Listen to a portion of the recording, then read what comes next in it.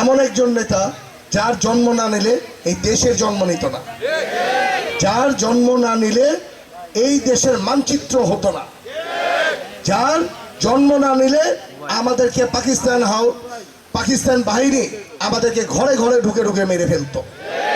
আজকে এরকম একটি নেতার মৃত্যুবার্ষিকীতে আমরা সকলে প্রথমেই ওনাকে যাতে আল্লাহ বেস্ত নসিব করো, এর জন্য কি আমিন বলবো একবার জোরে। আজকে ওনারই অবদানে আমি বলবো যে এই দেশের আপনার ব্যবসা বলেন, বাণিজ্য বলেন, যা কিছু বলেন, ওনার দ্বারাই কিন্তু শুরু হয়েছে। আজকে ওনার মাধ্যমে এই দেশের গার্মেন্টস ব্যবসা শুরু হয়েছে, ওনার মাধ্যমে আপনার এই দেশের মানুষজন দেশের বাইরে গিয়ে কাজ করে বাংলাদেশের রেমিটেন্স পাঠায়, ওনার মাধ্যমে এই দেশে সুব্যবস্থা করেছে যাতে এই দেশের গণতন্ত্র যাতে থাকে, বিভিন্ন দল যাতে এই দেশে নেতৃত্ব দিতে পারে, এরকম একটা ব্যবস্থা করেছে। ওনার মাধ্যমে এই দেশের সাংবাদিকরা, এই যে আমার সাংবাদিক ভাইরা আছেন, আমাদের সম্বন্ধে অনেক কিছু বলেন, এইটা বলারও অধিকার কিন্তু আমাদের দেশ প্রেসিডেন্ট জিয়াউর রহমান সাহেব দিয়ে গেছেন। আজকে ওনার স্মরণে আমরা এমন একটা দিন কাটাচ্ছি যে এই ৪৫ বছর ধরেই আমাদের প্রতিটি ঘরে ঘরে, প্রতিজন এই দেশের মাটিতে আমরা সবসময় ওনাকে স্মরণ করি। আজকে ওনার জীবন দশায় কিন্তু উনি বেঁচেছে মাত্র ৪৫ বছর।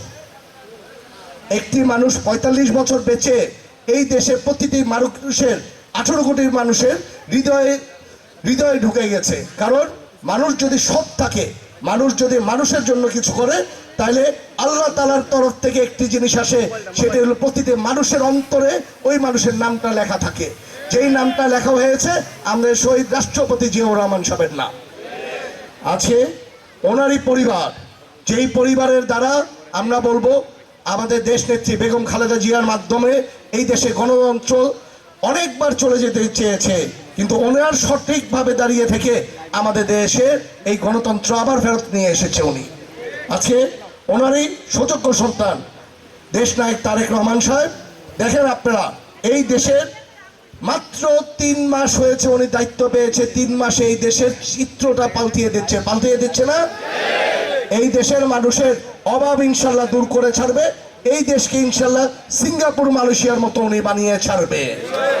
কারণ উনি কর্ম করে করতে চায়, উনি কাজ করে বাঁচতে চায়।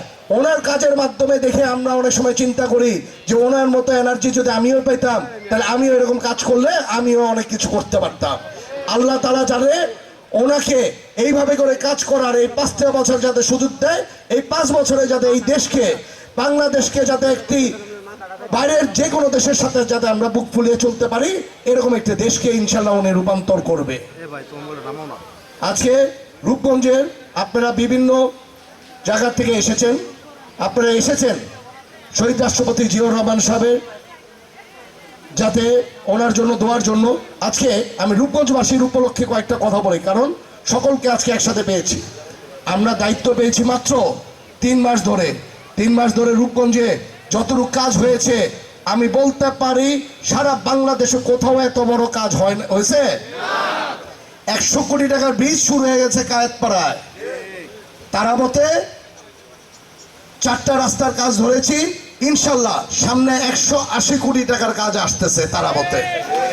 রূপগঞ্জে আপনাদেরকে নিয়ে আমি একটি কাজ করতে চাই, সেটা হলো স্বপ্নের রূপগঞ্জ ইনশাল্লাহ করতে চাই। আপনারা কি আমার সাথে থাকবেন?